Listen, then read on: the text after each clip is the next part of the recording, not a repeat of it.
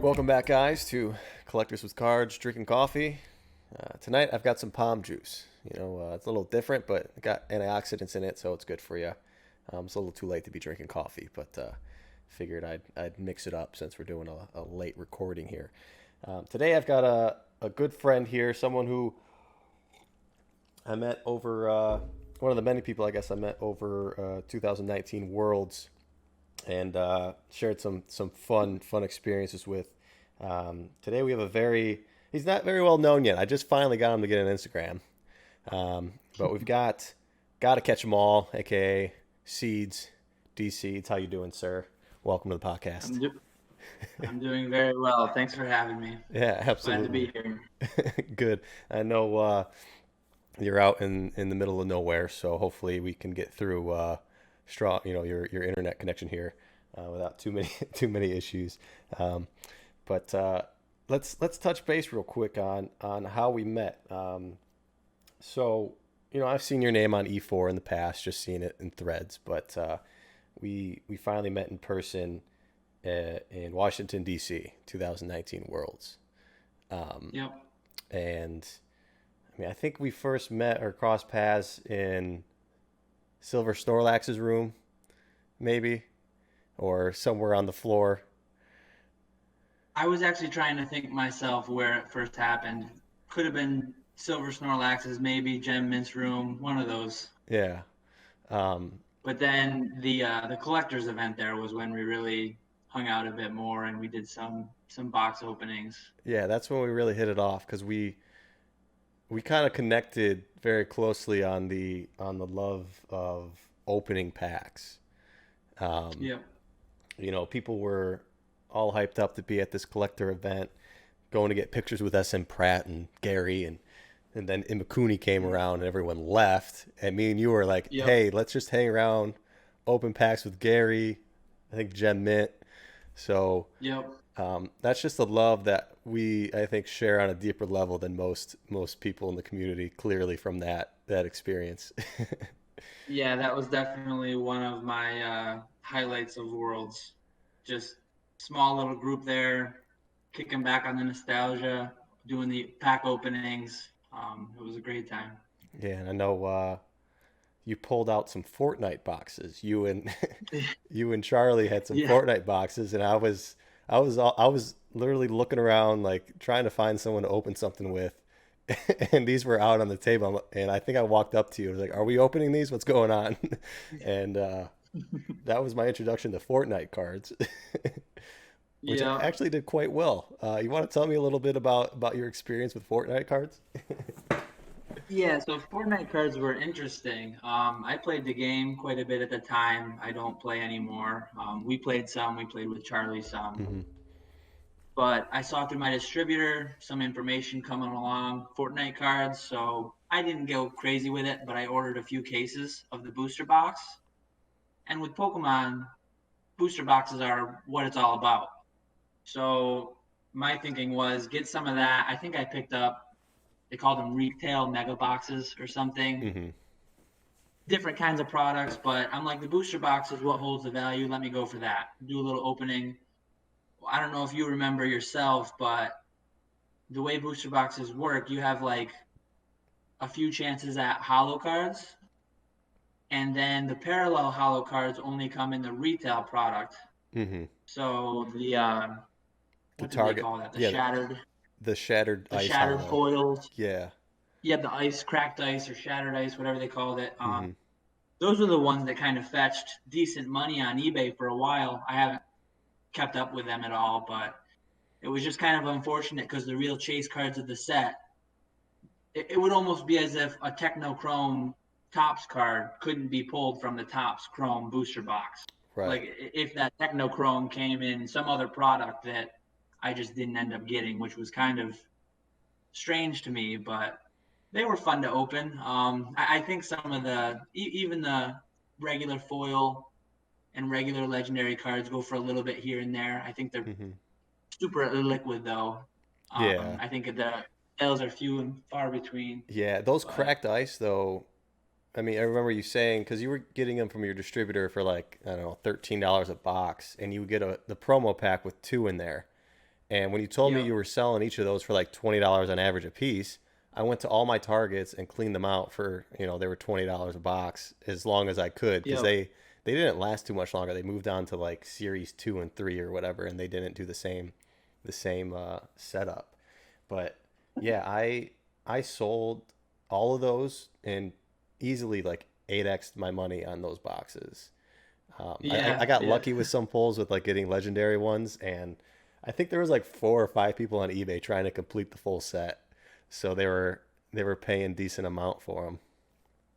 Yeah, I had some people pay out a decent chunk, and looking back, I kind of flipped them quick because I was worried they'd be worth nothing eventually. But I did look a few months ago. I think some of the ones in 10 go for a couple $100 a piece. I mean, Yeah, I people are probably should grading have them. just graded them and sold them slower, but it was kind of a little novelty thing I did. I bought a few and Hmm. went for it, but my time is so limited now. Those are the kind of those are the kind of things that I end up straying off on. And even when they turn out right, it's like that time probably could have been better used being more focused and Right, getting at my main goals. And right, because time is the main limiting factor these days. right. I mean, well, you just had another kid. You Yep. said you got 2 cats, a dog. I don't know how you do it. I'm single here, and I don't have enough time to take care of myself. Yeah. So it's incredible. But let's Yeah. let's get into Pokemon, not Fortnite. Um, Yeah. so let's talk about your story. You're how old are you? 30s? 30. Okay, 30. Yep. So 3 years older. So you're again right in that age range that probably on the lower end of that perfect age range for Pokemon collectors. What was what was it? What was 1999 for you like? Where'd you grow up?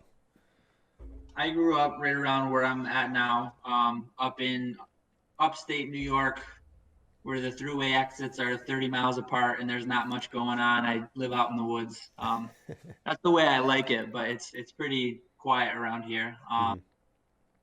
But yeah, my story with Pokemon was fairly typical, I think. I honestly though didn't get too much into the anime ever or the like the TCG itself. Hmm. But my first entry was Pokemon Yellow, Hmm. and I bought the lime green Game Boy Color to go with it. I vividly remember that day because I remember it was the first time I'd ever spent with my own money over $100. I think the Game Boy Color was 70 and the game was 30 with tax and all that. I had my Toys R Us gift cards and Okay. got that money together. Who's that barking back there? That's my dog Copper. Sorry about that. Copper. Good boy, Copper. Uh, yeah, Toys R Us, man. What we got teased a little bit they might be making a comeback, but I haven't heard anything for a while, so I think they're dead in the water for good. Are there some still in Canada um, or are they completely gone now? I'm I think not. for a while there were. Well, there's still one Blockbuster out in Oregon or Alaska or something, so I wouldn't be surprised if there's still one more Toys R Us. So But yeah, the you didn't really get into the sorry. TCG. Um, I didn't I didn't play like the game proper. I think it's again a common theme among other people. I played mhm. with a close friend of mine, the Charizard. He had 100 attack. You could just use it without the energy costs or any of that. So high HP attack. Those were the guys that won Zapdos, Charizard. Zapdos was my guy. Yep.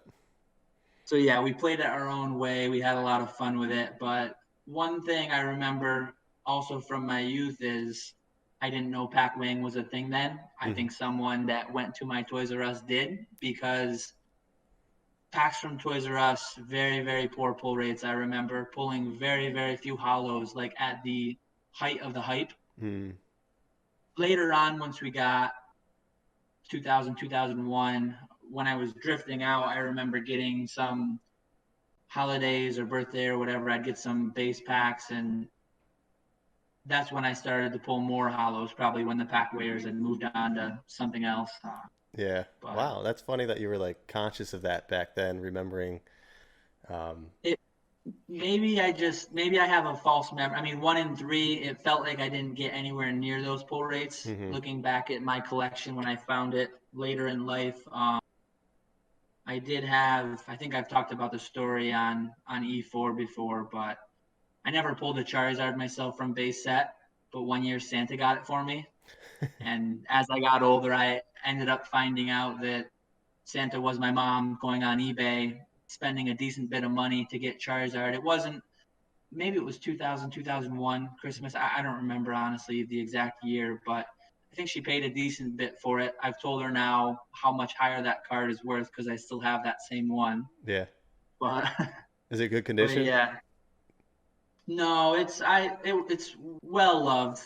I wasn't like putting it in my pocket, Right. but six or seven maybe. Okay. Well, good. That's good that Um, you still have that. Yeah, I still have. I mean, it's more of a collective, complete set. Because my brother, my oldest brother, put together an unlimited set back in the day, and then me and my brother kind of like slowly took things throughout the years, and I ended up selling like the Charizard a while back, but I replaced everything, and it's our collective childhood complete base set, and I still have that in my binder. So I think that's all I have from my childhood.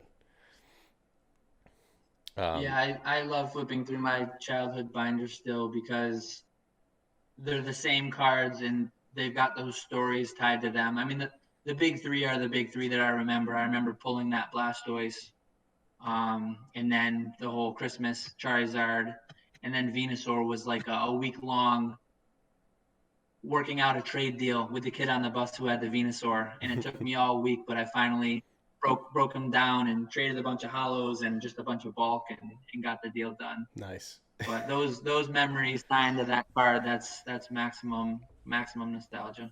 So you were wheeling and dealing back then. Um, Oh so yeah, so definitely. you left the hobby, what, 2001, 2002, like you were saying, trailing off. Yeah, What was the I last set the that you last remember? cards from my childhood binder, Jim, Jim, Jim Heroes came after Challenge, right? Or was it the other way? I think Challenge I had was a, after. I had a few of the gym cards. Okay. Yeah, I had a few of the gym cards, nothing Neo. And then I played the game though through Sapphire, which Okay. I think would have lined up more with like almost E series of the cards. But I didn't by then. I didn't even know the cards still existed. That's it. Yeah, Um, exact same for I just me. I had one close friend that I played. We both had yellow. I had crystal. He had gold and silver, and then I had sapphire and he had ruby. And we played the game a lot. We'd go camping and 2 3 hour drive in the car, be playing the whole way, have the link cables out, Hmm. and plus again living out in the woods where I'm from, I used to be the last stop on the bus going home. Yeah. So I had a lot of time to play and wheel and deal on the bus because my bus ride was like an hour and a half, 2 hours They. every day. So Wow. Buses go out that far. Did you have any yeah. other kids around you then, or did everyone just hate you for that? um, the way our district worked was it's just out in the woods. Some stops might be a mile in between. So mine wasn't necessarily like out in the middle of nowhere. It was kind of Okay. half mile from the prior, half mile before the next. That's just the way it was. Gotcha. Wow. that's that's hard Yeah, to imagine. I couldn't yeah, stand walking one block in the cold to my bus stop. But all right. yeah, yeah. There's no bus stops out where I live. It's just they drive you right to your house because Oh, kids okay. can't walk home. When I live probably 6 or 7 miles from school, Okay. but there was probably a network. Our bus route was probably 60 miles that they Jeez. drove weaving through the various back roads. Yeah. All right. That's crazy. But yeah, I had the same exact Yeah. story. I played Sapphire, didn't know the cards existed after Gym Challenge. I don't remember. I don't know if I even finished Sapphire. I remember Groudon and Rayquaza, so because that was Gen 3. Yeah. Um, Yep. so that's very similar to me. Um, what brought you back? When did you get back into it? So I actually had to look back to remind myself when I joined E4. I joined that late 2015, Hmm. but I actually got back. It's weird. I've done the eBay thing. I'm not full time with it, but I've done it off and on since 2011 or so. All with Pokemon? And I used to do coins. Okay. No, I used to do coins and like bullion actually when silver ran up there to like $50 an ounce. Yeah. And then for a while I was doing. There's a brewery near me, Saranac Brewery, Utica Club, Seed Steins. That's why my name on eBay was Seed Steins. Hmm. I used to do beer coasters and trays and steins. Um, I looked back through my purchase records. Some point or another, 2011, 2012, I think when I was like consolidating stuff at my parents' house, I was preparing to buy a house of my own. So I was kind of packing up, getting ready to move out. I came across my binders and I had a couple missing cards. So I'm like, hey, are these worth anything? I should just fill out these holes in my binder. It was like Jungle Hollows, maybe Clefable, something like that. So in like 2011, 2012, I could have had my full re-entry, and I kind of kicked myself for that because I did go on eBay. I did buy a few cards, Hmm. filled out my binders, and then just kind of put them away. But I fully came back. I ordered a case of Phantom Forces when it was pretty new. Hmm. And I honestly have a hard time telling you exactly what fully made me do that. I think coins and bullion and the steins that I was doing on eBay were just kind of winding down and waning a little bit. Hmm. Somehow or another, I must have saw my binder and looked into it and found out that, hey, Phantom Forces just came out. It's set 60 whatever.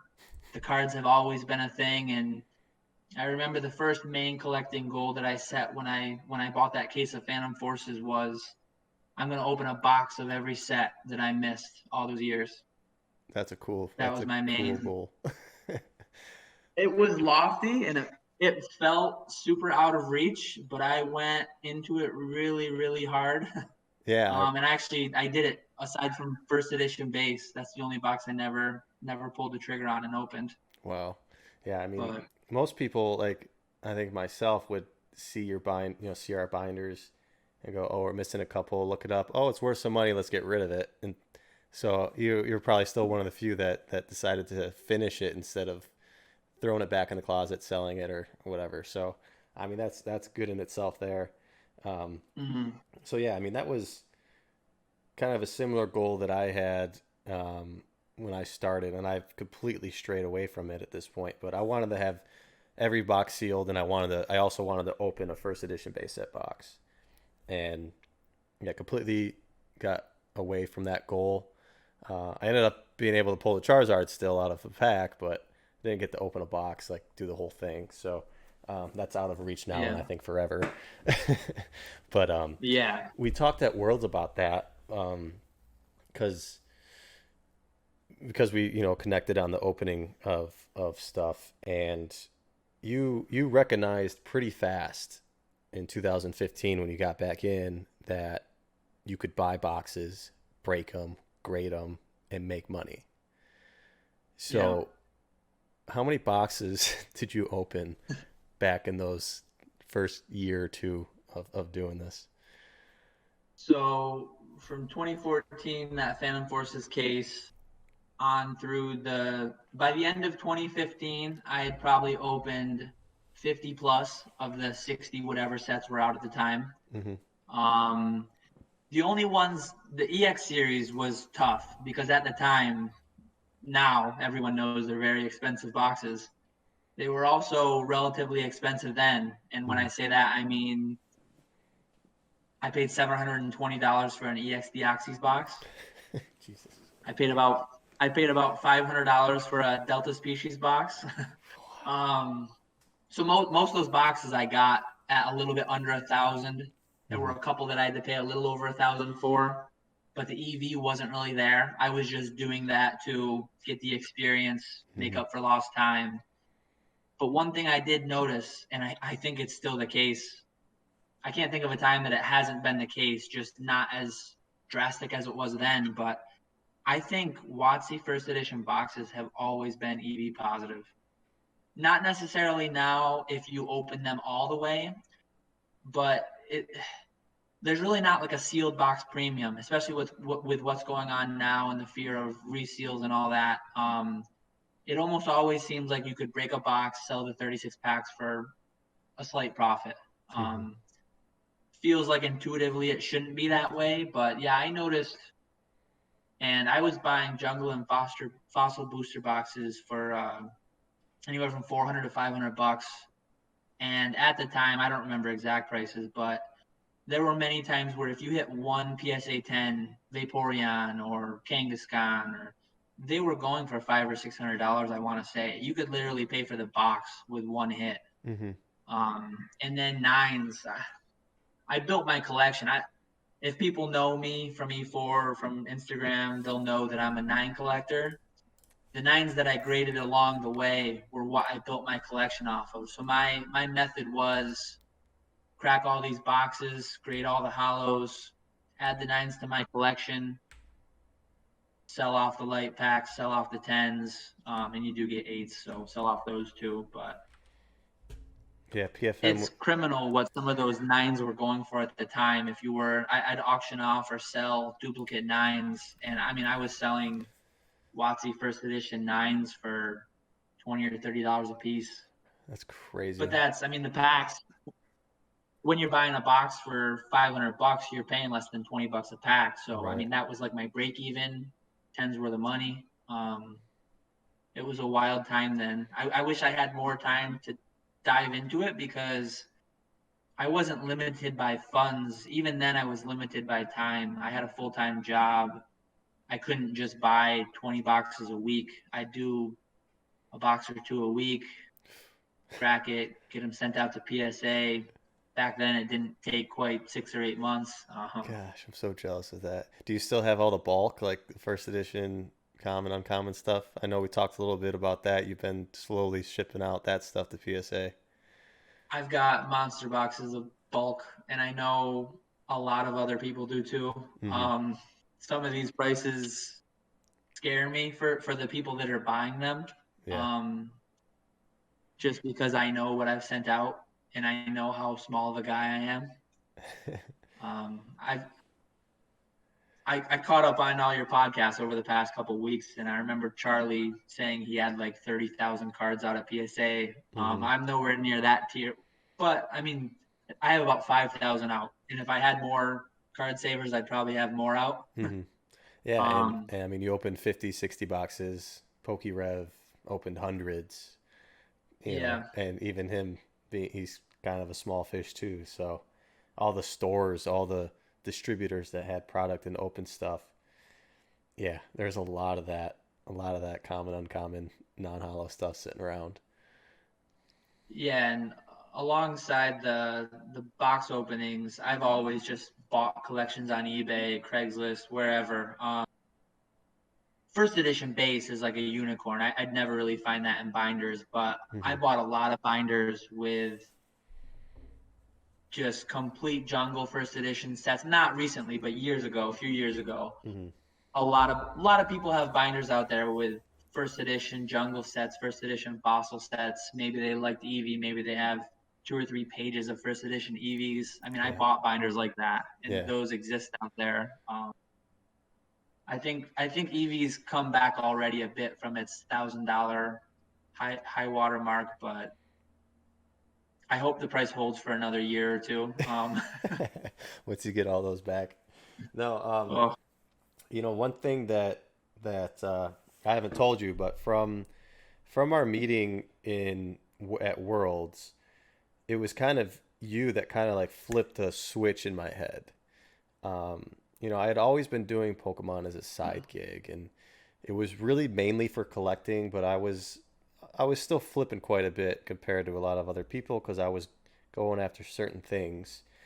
And I thought I was doing well. I was selling like tens of thousands of dollars of cards, and I think 2019 was the first year that I was like inching on six figures in sales.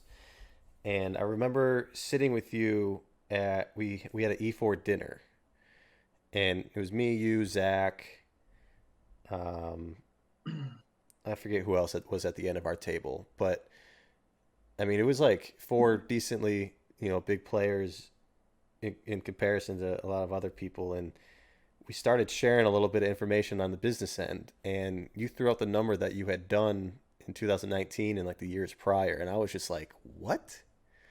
Like I knew people like at like Scott Pratt and like TCA were doing great numbers, but someone that I didn't really know of, or someone that I kind of saw many, a decent amount of people like you. I was like, you do that much money in Pokemon as a side gig? And I was like, all right, I'm doing Yeah. something wrong. I gotta focus on this more, set some goals, figure this out. What was the first year that you hit six figures with Pokemon? Um, Probably, honestly, I remember hitting it with coins and bullion in 2012. That was Oh the first wow. time. I think 2011 was my first 1099, so that was like the first 20K. Hmm. And then I went big in 2012. Probably 2015, probably my first year, because I bought about 50 boxes Hmm. in the multi-$100 range. So that alone, if it wasn't 2015, it was 2016 then probably. Okay.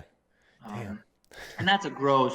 The early years, one thing I've only started doing recently is paying myself or taking some money out of the hobby. The first few years, it was always just plowing any profits back in. I just put time in. I started with a small bit of seed money, Hmm. and then I've basically snowballed that into what I have today. I never really paid myself until, with what prices are doing now, I've taken the opportunity to do that a little bit. Yeah, I still haven't. I keep telling myself I will, but I'm buying play promo Umbreons and more booster boxes and I other. saw that. Congrats on that. Thank you. Just sending off to Beckett this morning, so hopefully she does well. Um, but yeah, so speaking of high end cards, you were also an influence on my goal was for 2020 was to get a Pikachu trophy card from London. Um, you've been very public about your offers for these things. You've done pretty well. I can actually pull up your Instagram. Um, but I mean, you're still searching for that number two Pikachu Trophy Trainer card because Mm-hmm. you've got the number one, you've got the number three. These things are still just they fly so far under the radar still because none of them pop up for sale. They rarely pop up on Instagram. I mean, you're one of the first people I've seen post one of these in a long time, and um, I mean, was it the number three trainer you got at Anaheim I got the number three at DC. or DC? Sorry, yeah. Yeah, yep. Which I heard you got for a steal. How did you go about getting that card? The way that worked, so I went to Worlds fully prepared. My goal for Worlds was to get a Pika. I had already owned a three at that point, Hmm.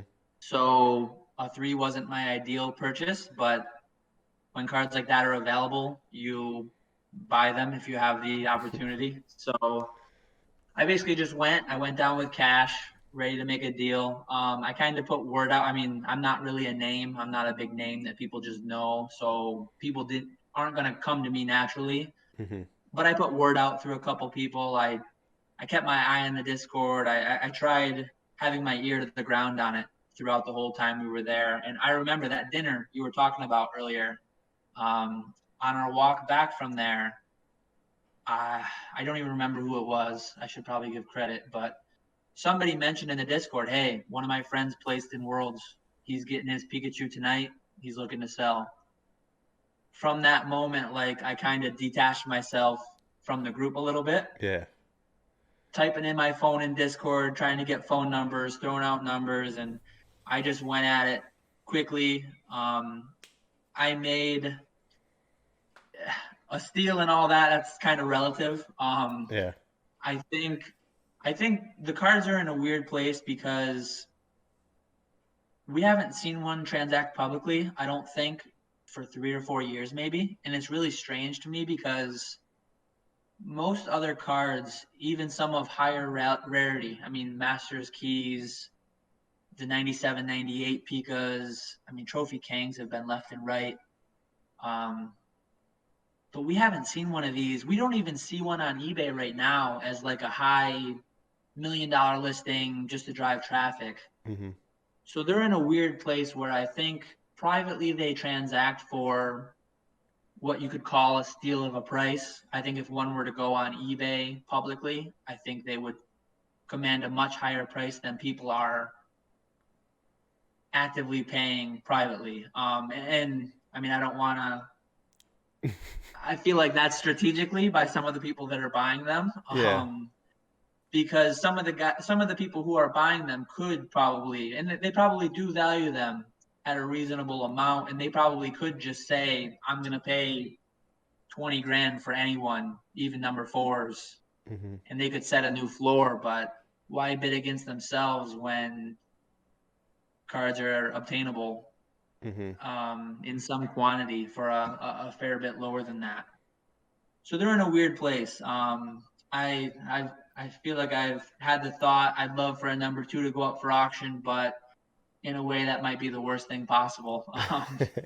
That's kind of Because then my goal might become a lot more expensive than I've kind of set out in my mind for hmm it.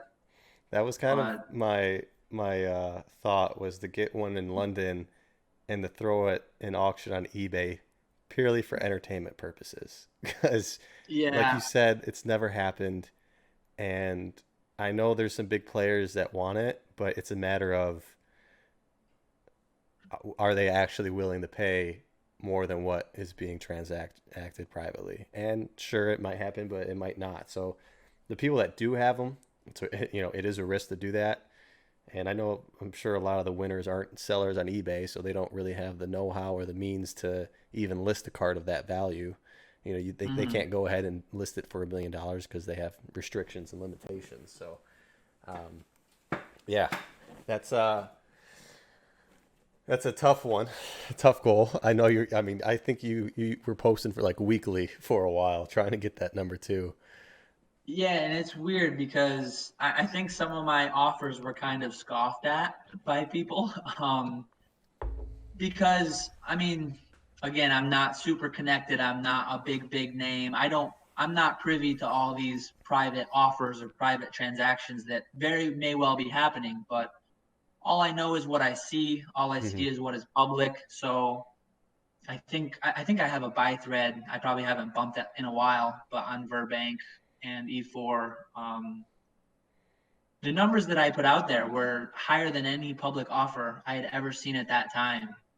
And I mentioned the one I got at 2019 Worlds was a number three, and that was a duplicate. I actually, a few weeks or maybe 2 weeks after Worlds, hmm I left Worlds and kind of was still pursuing the Pikas pretty hard with those buy offers you're talking about. I ended up picking up the number four maybe 2 weeks after Worlds. Hmm. So I picked up two Pikas in like 2 weeks, and it was from one of those buy threads that got a couple laugh reacts and oh those are low numbers, and one of the winners of a number four from a couple years prior messaged me privately, and we worked out a deal, and he was happy, I was happy. So you kind of just gotta throw a number out there and see what happens. I mean, if you're not if you want one and you're not making any offers, you're not doing anything to try to get towards it, you're hmm gonna have a lot harder time breaking through. You never know. You never know what might happen if you throw an offer out there. Yeah, I think the only other public offers that get posted are like kind of jokingly $1 more than yours.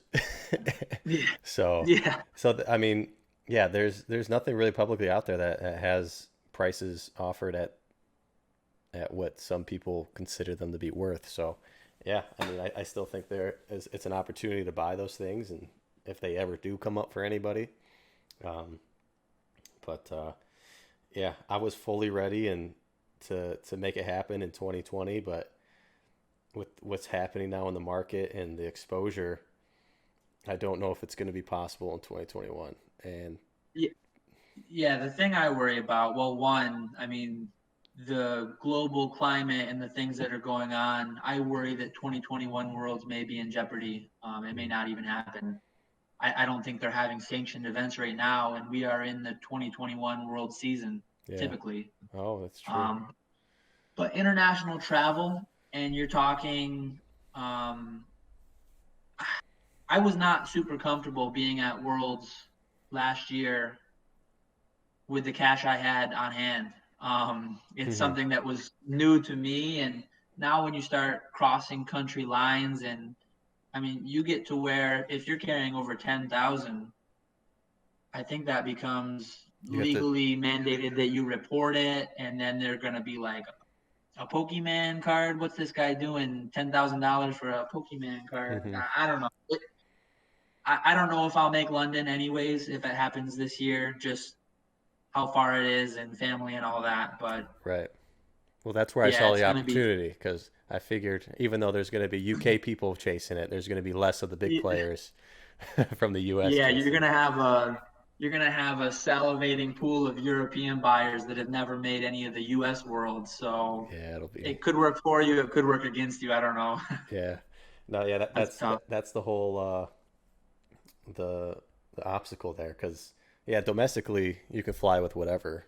Um, I've flown with too much money domestically, and but yeah, if you go yeah over that $10,000 mark internationally, it's got to be reported. I don't know if there's taxes involved. I don't know what they ask you, what they do, but um, yeah. Even domestically, I worry. Maybe I've read too many horror stories online, but these stories of the police can like, oh, this is suspicious money. He must be doing a drug deal. They can do some kind of a claim on it, and they can tie it up legally for months and months. Oh, And really? Hmm. I've read things. I don't know how true any of that is, but um, theoretically, that's a concern, even domestic to some extent. I think because Yeah, again, if you go through, I just got a sports card guy that tells me like, every year at nationals, people bring like hundreds of thousands of dollars. So he's like, it's fine, don't worry about yeah, it. So yeah, I guess I'm pretty relaxed about it, but I guess there's always that risk and the plane going down or losing your bag or something. I mean, I got that yeah. thing hugged in my backpack if I do have it with me. Um, so you're you just got started here on Instagram. You got your PSA 9 collections of all your WotC stuff. You've got your trophy cards. You got a scroll, victory orb. What's what's your focus right now? I know you've always been probably more so business oriented around this stuff than collector oriented, but did you complete your collector goal or do you have any collector goals at the moment? Yeah, I would actually say I've been more collector oriented the first few years at least, and then Hmm. only recently it's become a bit more business. Okay. Because maybe it was 2018 that I bought my final box. I had mentioned in 2015 I probably got 50 boxes down. I think my last box was Crystal Guardians. I think that's the one. I think it was Hold On Phantoms actually. I think that's the one with the Mew EX because I pulled that in my last Mew box. is Dragon Frontiers. I think there's a Mew EX and Hold On Oh, though too. I was thinking Gold Star. Yeah, Mew EX. Yeah, yeah, Yeah, yeah, not the Gold Star. yeah. Hmm.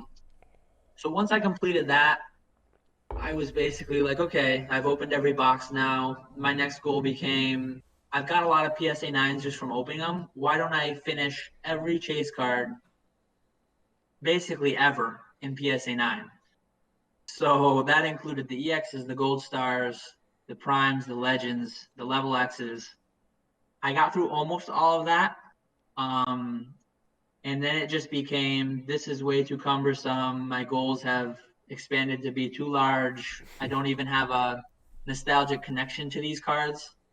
So I kind of, and this is a very recent development within the past year. I've kind of, my main goal today is consolidation. Hmm. So I've actually sold off the PSA 9 EX set. I sold off the Gold Stars too soon. I sold that to an E4 member through eBay back in March, right before it doubled seemingly overnight. Mm-hmm. and then doubled a couple more times since. Yeah. But I'm. yeah, so my main goal now, I've sold down some of the excess. I've actually downgraded those 9 chase cards from later generations into just binder Mm, collections. yeah. I can appreciate them more that way. The value's not so high. I can feel safer having it at my house. Um, but yeah, basically going through, finishing up the binder sets, reconsolidating. The number 2 Pika is I mean, that's the absolute main goal by far. Um, and then I have my eye on more Japanese promos, just chasing rarity, chasing scarcity. Mm-hmm. When you've completed the other goals, you've gotta set higher bars and go after the tougher stuff. So Yeah. That's where what I've been playing around with. I handled a ton of boxes, a ton of packs, all the English cards, handled them all. Um, and just kind of like, yeah, like I mean, the amount of the things that I sold in January, February, and March, it's sickening to look at. Just it's yeah, sickening. Like hundreds, I've missed out on hundreds of thousands of dollars in 7 months because I sold too early. And but I transitioned that stuff into these higher end Japanese trophy prize cards, which have done well too. But um, yeah, I'm trying to get more experience with all that stuff. So I know you. Did you ever buy anything? One of those things that I sent your way? They were like the Pika ring, or there was something else that you said you were looking for that I might have sent you a link to. I think you already had the Victory Orb when you upgraded or something. Um, did you send me a link to like the Wonder Platinum? I think that was one of the car. I remember the first buy thread I made on E4 that kind of got a couple laughs. I threw down some names of cards I wasn't very familiar with. I put in like Master's Key and I mhm. put in like Wonder Platinum. These cards that I later found out were like 20 or 30 copies in the world, and I was offering like 5 grand. Uh-huh. I think I put 5 grand plus though. I mean, those would have been heavily into the plus, but You weren't wrong. I didn't. I almost picked up a miracle diamond. I remember. I kind of kicked myself for not getting it because it was there. I had the money. The price seemed reasonable, but it was a very soft 9 Mm. at best. I would say it was more just a misgrade. Um, Yeah, I can't wrap my but head around those cards. The pearls, the diamonds, like I kind of understand the scroll and the key, like they're cool looking, but there's not a Pokemon on it. Like I just don't yeah, I I don't can't. have as big of a connection to those cards. I feel like if and when the time comes to move on from my collection, if the monetary value becomes so high that I decide there's better places for me to put it, Hmm. those would be easier for me to part with Yeah. personally. My WotC 9 complete first edition set. I mean, I feel like those would be the last things I'd move, just because the connection is there. I guess the E series and all of that, not so much, but um, those first few sets, I really love them. And plus you opened them all, graded them yourself pretty much, right? Yeah, Or I did they went through exchange? over time. Some of them I upgraded. A lot of them, I mean, I'm. You look at one specific jungle card or one specific fossil card. The cards that I own now, they're probably ones that I opened, but they might be the seventh one I Hmm. got and graded myself, or Hmm. because I was it when I had the time to, I'd compare it quick. Oh, I'll list this one. I'll keep the nicer one. So I think I have a pretty generally solid 9 Hmm. collection. I've thought down the line if I decided to sell, maybe I'd try crossing to some BGS 9.5s or CGC 9.5s just to extract a little more value out of it. Yeah. Yeah, I've been using Beckett pretty heavily now on the higher end cards, in that really the 8, 9, 10 region, um, because we are seeing those premiums. CGC, I'm still kind of sending mid tier, low tier stuff, but just getting obliterated on the grades because they grade hard, they grade well, and it sucks, but I think it's correct. How they've been grading so far. But even at that, CGC still has a long road ahead to catch up in value. I think I have like 600 cards there, so I know you've been sending quite a bit. We talked about sending like our fourth print base set there, Yep. those have been selling pretty well for me. I mean, just like I've only sent like Pika and starters and stuff, so but yeah, they've been getting pretty good value. I don't know Yeah, how it's going for you. I don't know how mine have done like relative to PSA 9 or PSA 10, but I've been selling the CGC 9.5s for pretty decently. I opened a ton of fourth print product from from our friend in Poland there that I think everyone knows of now. It Hmm. used to be a secret of some kind, Hmm. maybe, but everyone knows now, I think. I've got, I think my first submission to CGC was like two non-hollow sets Okay. because most of my hollows, when I open them, they go right to PSA. But yeah, I did the non-subgrade option, which I'm not a big fan of. All my future ones will be with subgrades. Yep, I did the But same. I've been selling 9.5s of essentially bulk cards for 40 or $50 a piece if they're like no namers, and then the Pikas and the Charmanders and the Bulbasaurs, and I sold out of those over $100 a piece, Hmm. which is I, I mean on bulk product. I sold a pristine um, 10 Bulbasaur for $350. we talked about that the other day. My Squirtle sold the day after for 400. Yeah. You should have held out. You should have held out for 50 more. I guess so. Are you thinking about sending over the hollows that you still have to get the correct label, do a little cross grading? Or do you think it's not worth it because Um, the value isn't there yet? I honestly, I think the 9.5s could garner a little bit of premium over a nine. I just so if anything, I'd cross a nine that's strong looking to try to get a 9.5. But as far as sending a pack fresh card that I think could be a PSA 10, I'd have a really hard time. I don't think I could do that. Hmm. I actually just sold a Polyrath 10 just today or yesterday for $1,500. Wow. I think that's over two times what the unlimiteds are getting today. I think Gosh. Yeah. I've churned through those packs the past few years. I've been dealing directly with that guy through PayPal in Poland, and I've had really good luck with them. Hmm. Um, No, I probably bought a booster box worth, and the majority of the hollows were 99 to 2000 or fourth print. I pulled two Charizards, but only one of them had it. I ended up selling it. It was a PSA 9 for way too cheap now, obviously, but um, yeah, at the time it was ridiculous. Uh, didn't you just like stumble upon some packs, some heavy packs that you didn't remember you had? yeah. So I moved recently, and a lot of boxes were unearthed that I had forgotten about, and I turned up a lot of things I'd forgotten about or lost over the years. Some of those being packs essentially fresh from Poland that were unweighed. So I went through and I had a few more hollow packs, and that post I had on Instagram of some heavy product and the Japanese decks. Some of those were more recent. Some of them were just newly found old stock. Hmm. You gonna open them? I opened I opened one of each. So I opened a Japanese base pack and I got him a champ, which Nice. wasn't good. um, Still a hollow. I opened a Japanese starter deck and I got oh yeah, it was Ninetales because Oh. I saw the red. Oh, that's I right. saw the Yeah. red and I thought, yeah, I thought that was it. And then I opened one of the fourth print ones and it was a Gyarados. It looked really solid. That one's out at PSA now. Okay. And it was a fourth print Pretty. hollow.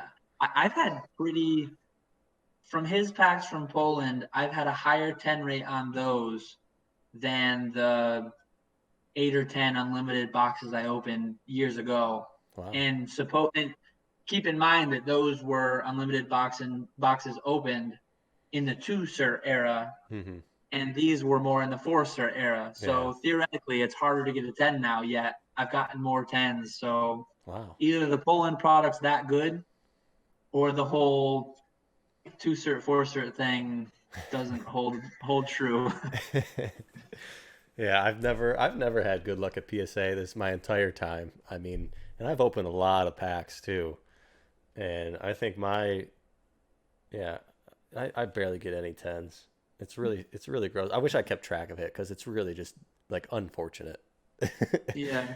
I, um, I have like a master spreadsheet of the first submission all the way down. I've actually been using Ludkins recently. Me That's too. one thing I miss from direct submission to PSA hmm is not having to be able to just click and get the whole thing. And hmm but I actually talked to Charlie. I think Ludkins is gonna go back for me, and I'll just pay them hourly to go back and give me all those because I love data. I just love having spreadsheets and keeping track of stuff like that. And Yeah.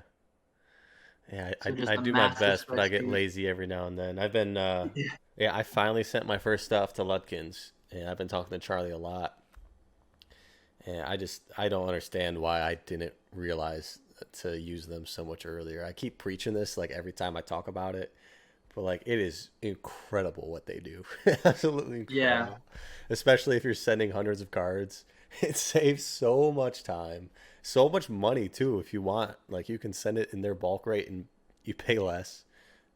Sure you might miss out Yeah, on like my a special, but my least favorite thing is entering the cards into PSA's database, and I can just pack up 1,000 cards, ship it down, and they'll do all that. it's It's incredible. nice. I don't know. I know he's only got a couple employees too, so I know he's doing a lot of it himself, and that is just unbelievably time consuming. He's a machine. Yeah. So let's. I want to get like your best pickup story ever. I mean, you probably have a ton of them. You bought 50 boxes. You bought all these collections. Um, what was like your first? I, I guess you said you hopped into it so fast. I mean, and you were already making good money on this bullion and silver and whatnot. So you probably Mhm. weren't too shocked to spend like a couple $1,000s on Pokemon like most people are. But was there a moment like that for you? I remember going back to my lime green Game Boy Color and Pokemon Yellow. That was the first time I'd ever spent $100. I feel Right. like I remember each tier. So Okay. like the first time I spent a grand was a couple months in. I actually bought a big binder set, shadowless first edition cards. It had a Charizard that was pretty well loved. It ended up Yeah. grading a 5, I think, a first edition. Oh. Okay. Um, so that was my first $1,000 purchase. A little over a grand. I probably made a couple $100 just flipping it. hmm And from then, the whole thing was, I think I seeded my business or my collection with about 5 grand back then, and I put it into its own account. I couldn't add any personal money to it. I didn't take any out though, and I just churned it, just slowly pulling aside a couple things from my collection, but selling what I don't want, selling the duplicates, plowing the profits back into building the collection further. Um, so yeah, 1,000 would have been that lot. The first time spending 5. Um, it's kind of sick to say it, but I don't even think this one hit 5. But I remember buying the first time I probably crossed only 3,000. I think it was 2 unlimited Neo Destiny boxes and a third one that wasn't sealed. So it was like, what is that? 108 Neo Destiny packs. And I graded. It was unlimited though. Like I didn't even want to buy them that much, but I'm like the value here seems crazy. Those pops are I so remember low still though too. I Intense. graded a 10 Shining Charizard, and I sold it for like $300, I think, because again, it wasn't something for my collection. hmm I profited on the boxes. I didn't even add anything from that buy to my collection because it was unlimited. I stuck with all first edition for WotC. So, so occasionally I was doing buys purely for the value seems insane here. This will allow me to flip it quickly, get more buys in that will further my collection. Um, so I guess, as you said earlier, I was a bit business oriented from that front that hmm I want to expand my capital as quickly as possible to further my collection without adding any more money. Back then, I did have a bit more time, Time's a lot less available now, Hmm. but it was tight then. But I just back then I was eBay every night, every day. My wife would say I'm still doing that today, but not quite as strongly as I was then. Yeah. So, I mean, I know you've mentioned like a few times that you would take money out of your personal if you were making a big purchase like a Pika trophy. But I'm sure you would just fix it right back up by doing another deal. I don't know if you're comfortable to answer this, but you started with 5 grand in 2015. Mhm. Where are you at now? Um, well, I guess I'll ease into that. Okay. Um, so I did, like you said, I took some loans from myself. I allowed myself to dip into some personal funds if a collection came along that really had a lot of value, was a Hmm. higher number. I remember 2017ish maybe. I think to date is still the largest buy. Maybe it was 2018, the largest buy I ever made. It was a guy out of Canada. He drove to me. He had a complete Gold Star PSA 9 set, nearly complete EXs, a lot of promos and stuff too, PSA 9. Some of it was duplicated. At that point, I had opened a lot of the boxes. I had built partial sets of a lot of it. But that buy, he had all the way up through current too. He had a little bit of WotC stuff. The bulk of it was EX era, and then he had some more recent stuff. That was like a $40,000 buy, and that at the time blew my biggest buy out of the water Hmm. by more than 2 times. And I haven't matched it since, which is kind of crazy. I've bought a lot more that are close to that, um, but the number now is it's crazy to think because 6 months ago I don't even have a good grasp on what it is today Hmm. because I probably have a better grasp on what it was 6 or 8 months ago before everything went, or I guess 8 or 10 months ago now. We're in November. Yeah. Um, let's say that I mentioned I've been paying myself a little bit more recently without touching my main collection, just selling off the EX9s, and I've been able to extract enough to pay off my house that I just bought without touching my collection And at all, really. and I mean, I don't know how big your collection is, but just seeing what was on Instagram there, I mean, um, quick math, a couple $100,000. I mean, just because of that base set first edition, PSA 9 set and whatnot. But that's incredible. Yeah, I guess I shouldn't be so cautious to throw a number because if you just add up what's publicly shown there, it's crazy to me that the 9 first edition set. I think there's the E4 thread that really tracks that well, Hmm. updated every couple of days. I think that's got the 9 hollow set at like 150K or Yeah, so. I think so. Um, so just the WotC set alone, I mean, you're looking at a few hundred K almost Hmm. from base through Aquapolis or Skyridge would be the last one, Yeah, I mean, so many which of is us just now. wild to me. Yeah, so many of us now are just like we just have too much money in Pokemon. Like we're scared of it. Like I mean, I've been this way this whole time. Of my net worth has always been traditionally way too heavy into Pokemon. Yeah, But now, because of what's happened, so many of us like it shot up from like I mean, conservatively 50% of my net worth up to like 85 just because of how crazy the prices have gone. And a lot of people are cashing out, kind of doing like you were saying, consolidating, going back to that binder set love, nostalgia. So we're seeing a lot of mm-hmm. that. We're seeing, um, I mean, like myself, I'm just moving stuff into more singular, larger items to consolidate in that way. And it's just, it's so scary to see. Like, I mean, none of us had this plan. None of us had this thought that we have hundreds of thousands of dollars in cardboard at Pokemon. Like, it's just crazy to think about. Yeah, and I've actually got a small story and then like a my thoughts on that, Mm-hmm. and it's a bit bittersweet almost the increases in value that some of these cards have seen. So I mentioned that I recently moved. For a bit there, I closed on this house in November, and I actually bought this house before I sold my other one. So there was a few months stretch, actually probably 6 months from November to May, that I was paying two mortgages. I don't know if you remember, maybe some viewers will remember. I used to have the complete WotC PSA 9 collection listing on eBay. Mm-hmm. Anybody who has good enough memory, I threw that up there when I completed it maybe 2 years ago. I think I had it up for $50,000. And we're talking 370 hollows. We're talking base, first, shadowless, unlimited, fourth print, and then every first edition WotC set throughout, all the way through the e-readers, the crystals, the shinings.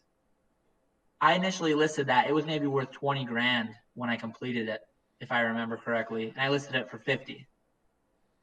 Um, and I remember it was only I probably had it for over a year listed at 50 grand because it was way more than it was worth.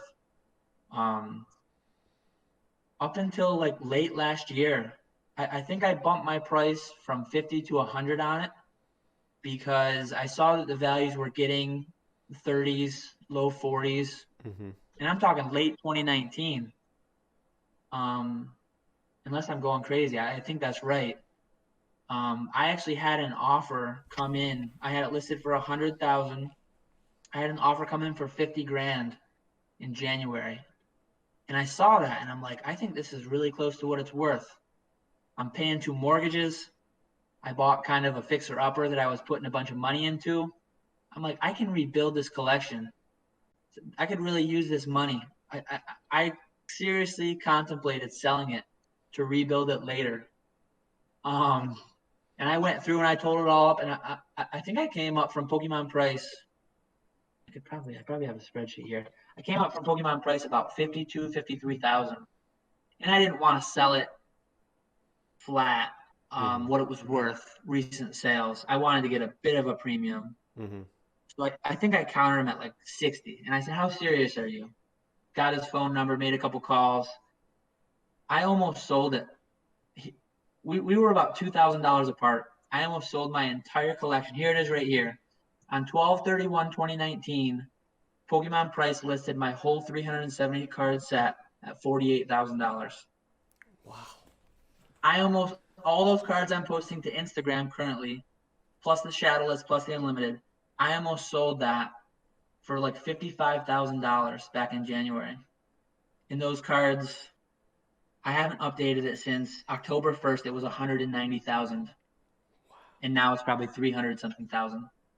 I probably would have left the hobby. I probably would have felt so bad. I mentioned that I sold my Gold Star set in March. Mm-hmm. It was a complete PSA 9 set. It was on eBay, so people probably saw it. You could go back and you could look at it, maybe not through eBay, but through some of those sites that compile the data. I sold that for 13,000, and I think that's probably worth over 30 now. Yeah. But luckily, that was just a small chunk. I have that in a binder now, low condition cards. I wonder back to that day. Had that guy bought that set, where would I be now? What would I be doing? Would I have been so heartbroken I couldn't come back? And I honestly, I don't know.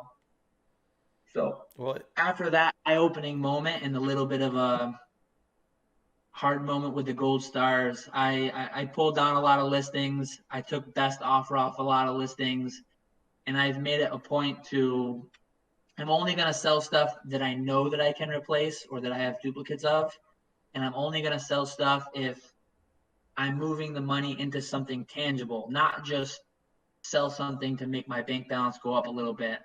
I need to actively be moving into something tangible. And um, part of the reason that I'm not too hard on myself over the Gold Star sale in March, that $13,000 came a week or two before I finalized the deal for the number one Pika. So that money was like crucial into getting the number one Pika. So Hmm. anytime I feel a bit sad about the money I lost on the 9 gold stars, I take a look at the Pika and I feel a little better. Yeah. I mean, But I think that's a lot of the people moving out of the hobby. I mean, some people are cashing out a million plus. They're buying rental properties. They're getting financial independence and they're buying something tangible. I think you need to be prepared to never get that card again, and you need to be moving it into something that's worth it to you. Um, yeah. that's a big thing. I wish I had this conversation in January with you. I mean, Yeah, I think well, enough people have heard. You know, my 9.5 Charizard sold for 12.5. It's worth 127,000 now.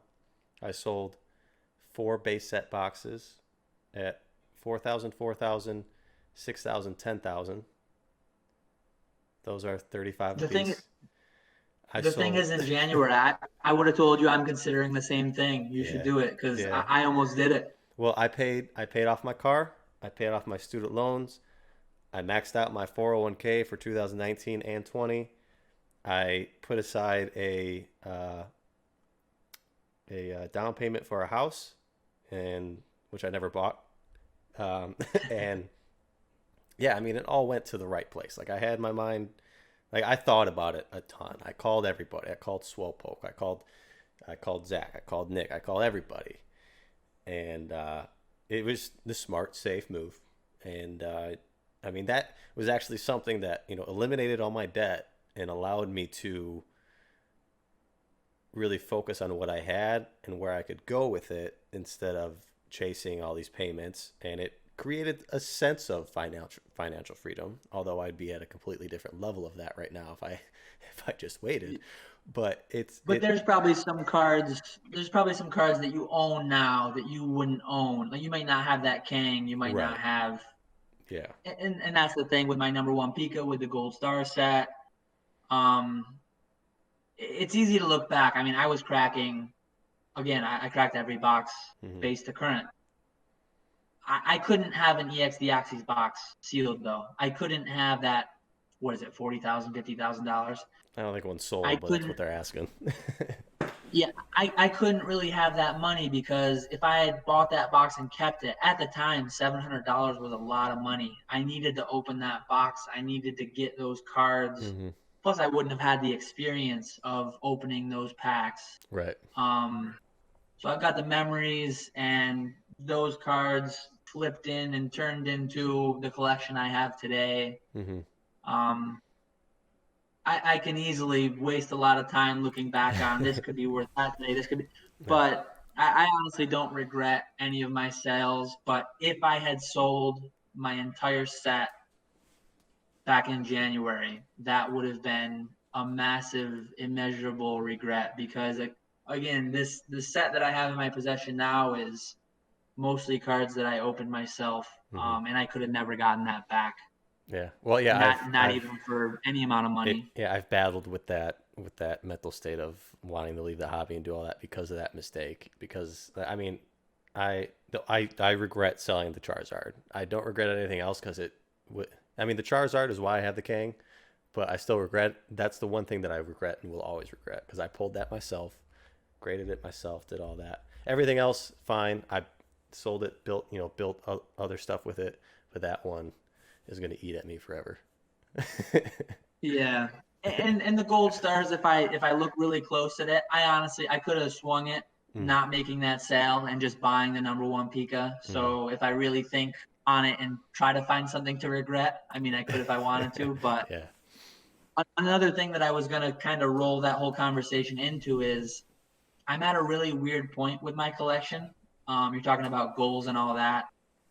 I hate to break up a massive set, but I did sell off my Shadowless set. I did sell off my Unlimited set, Hmm. 9 set hollows, because the market values them more than I value them at this point. And honestly, I look at that whole set, the market values that whole set more than I do. Yeah. The only thing that keeps me from selling it is I hate to break up that whole set, the cards I pulled myself, and honestly, $300,000 cash. It's gonna sit in my bank account. I'm not gonna do anything with it. Like in a couple of weeks, once a couple payments move around and stuff, I'm going to be debt free for the first time since I was 20 or 21 before I bought a house. And you're 30. Yeah, It's I don't incredible. really need to sell to make my bank account go up, Hmm. but it's a weird place where I don't really value those cards that much. I would get just as much, honestly, maybe even more joy out of having them in a binder, because one thing I've struggled with recently too is it's way too much money to have in my house. Hmm. I've moved, and when I moved, a lot of my cards didn't come with me. I boxed them up at my old house, and even then, when it was about $50,000 for the collection, I'm like, this is way too much money to have under my roof. This is way too much money to have in one place. I just bought a Um, security system, cameras, yeah, everything.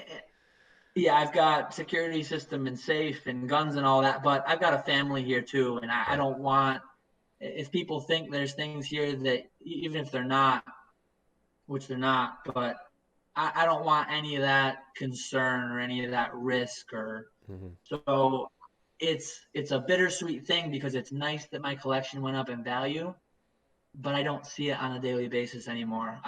I don't see it on a I might not see it on a quarterly basis anymore. Hmm. The way that I've stored some of the things, and that's a big motivation for my Instagram.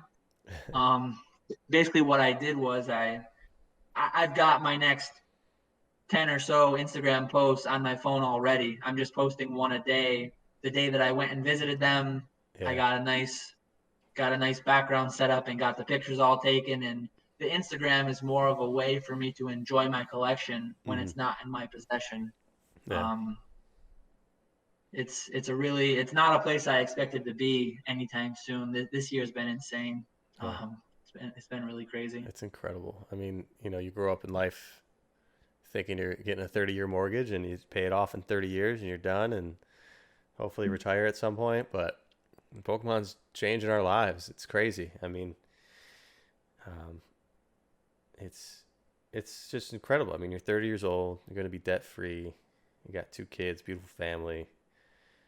A nice little cushion Pokemon, and I mean, it's amazing what it's done for us. It's so cool. It's so cool. Yeah, yeah. I wish I had never gotten out of it. It would have been nice. I couldn't even imagine where I'd be or what I'd be doing. Not only if instead of 2014, if I got in 2011 or 2009 or if I never left, I couldn't even imagine. You'd be But SM Pratt. You'd be Charlie. yeah, You'd be one of those yeah. guys. I mean, to be honest, I mean those are the only two. Out. I guess in our age range, really, that did that. I mean, Hmm. there's a bunch of people now that had money from elsewhere that are whatever, but they built themselves off of Pokemon. And I know there were some other Hmm. guys around at that time too, but they didn't get as engaged, at least from what I see and what I know, um, as those two did. And it could have been any one of us. And it's just, I mean, I'm sure there's more people out there that I don't know about, but it's incredible to see how someone was able to build not just like a normal life, but like a basically an empire off of Pokemon cards. It's so cool. It's so awesome. I Yeah. love the history. That's why I love doing this, talking stories with everybody, and it's just so fun to be a part of it. Yeah, and I buy all the new releases today, and I still get that rush opening those packs. I sent you a picture when I pulled that shiny Charizard V. Still haven't pulled one Um, myself. I've given up. I I can't. never got the rainbow. I'm not crazy about the rainbows though. I pulled the one I wanted. I opened maybe 200 packs or so. Okay. That's the only one I got, but I bought a lot of the ETBs from like a business side. Hmm. We've kind of talked about it's crazy the amount of opportunities out there. I think there's a lot of opportunities in vintage, but I think some people think that's where the only opportunity lies. And there's so many opportunities with modern. Hmm. Um, But modern's if so you're looking at it from risky, a and business side. because I mean, Champions Path didn't pan out the way that a lot of people did, even though you still did well on it. People still did well on it. You just never really know. I mean, I've got I bought like 5 cases of Vivid Voltage. I'll probably open a case for the hell of it and then sit on the other 4. But yeah, so many people now are going that route, um, setting up a business and going through the distributors, and everyone's getting allocated. So even that's kind of disappearing a little bit. An opportunity. I mean, it's just it's limiting now. Yeah, the allocation thing, I posted about it on the forum a while ago. It's a really weird dynamic because my Vivid Voltage Build and Battle boxes were allocated 7%. So every 14 that I ordered, I got one. Um, I knew that it was going to be allocated going into it because Charizard. Hmm. um, and honestly, Lugia, Snorlax, those are amazing, amazing pre-release promos. But I made an order about 3 times larger than I wanted, expecting a 30 to 50% allocation. Hmm. And then I got slapped with a 7% and only ended up with a fraction of what I actually wanted. But now we're going into the 25th anniversary. It's going to become a real problem with, say, I want 100 ETBs, 10 cases worth. You're going to have people ordering 50 or 100 cases trying to get 10 or 20. And you're going to have everyone playing this game. One of these days, Pokemon's going to print to demand and just kind of slaughter everybody. Yeah. But it's a really weird and it's a really dangerous place to be in where people are just pre-ordering in such excess to what they actually want just because they know. I think almost modern is almost in a bit the B word, a bit of a bubble, like all these new Yeah. businesses, all this new hype, all this. It's got to die down at some point. We're not going to sustain what's probably nearly base unlimited level demand for just Well, that just the next burst a 20 little bit. years. That went down. Charizard. Not well. I say specifically nines because I just graded 2, but they were 7,000 last week. Now they're 4. I see that. So it's it's happening. I mean, it's not gonna. Yeah. I don't see it going much further down. I mean, but it's happening. I mean, we're seeing it. Things are shifting. The faster they go up, the faster they go down. So it's just a matter of playing that game and finding that balance. But yeah, modern scares the hell out of me. Vintage scares the hell out of me. So I'm just buying scarcity. At these numbers, everything's a little scary. I was so But when you're comfortable. playing I, with, I spent 20K on that Umbreon. Didn't blink. it's crazy. Yeah, when you're playing with house money, because that Umbreon, that money came from somewhere else. You Mm-hmm. you kind of shifted your portfolio a bit. I'm sure you Mm-hmm. sold. I took a peek at your eBay the other day. I think you sold an unlimited 9 Charizard, right? For Mm-hmm. in the 4 or 5K range. Yeah. So when you look at that Umbreon and you say 4 unlimited 9 Charizards or that Umbreon, I mean, to me, the answer is clear. Yeah. Look at that Umbreon, that or 21st edition Eevees. Some of the That's if disgusting. you don't value one thing I've been mentally trying to do is I've not been trying to value what I'm buying in dollars. I've been trying to peg it to, well, that thing costs 10 grand. Well, that's only 4 Evo cases. Jesus. That's only 10 jungle EVs. And it's just crazy. I've been trying to shift out of the product that I think is in an unsustainable ratio with rarer product. Mm-hmm. Um, I think there's a lot of opportunity just shifting around money to get your portfolio more aligned with the older, rarer minter, the Better. SM Pradism. Yeah. Well, let's hope that the those cards stay level and the ratios do fix themselves, so they just shoot through the moon instead of the other way around, where they stay steady and the I other stuff goes down. But even at I think that, it'll be a bit of both. yeah. I don't see a lot of these. However much I'd love for them to hold, I don't see a lot of these non-hollow PSA 10 prices holding. Mm-hmm. Yeah, no, I've got my Kang up for 125,000, and I don't think I could sell it for that. I'll probably take it down or boost it back up to like 150, 175 after I get off the call here with you. But yeah, it's just stuff like that is.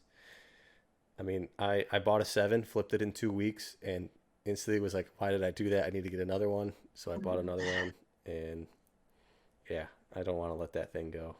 So Yeah, if and when you do, you just if I were to do it, I would have something lined up that I'm buying that'll be a two of these house. lower tier, but or yeah, a house. It'll I be mean, a if you house, can I buy think. something with utility in your day to day life, Yeah. um, because for me it was a shadowless 9 set, a base 9 set, or being debt free, and I mean that was pretty easy decision. Yeah. Um, but Yeah. wild times we're in. Wow. Yeah. Wild times. Well, dude, that was almost an hour and a half. That was incredible. Yeah, We need to talk more. yeah. It went by quick. Yeah. Yeah, I think yeah, people are really going to enjoy this, and if people happen to stumble upon it, we might make some waves in the market here. Yeah. um, but yeah, dude, I mean, your story is so incredible. I mean, I love that we were able to connect and align so closely when we met. Like it was just kind of like easy to pick you out. Um, when I saw that you wanted to open stuff, I was like, this is my guy. Yeah.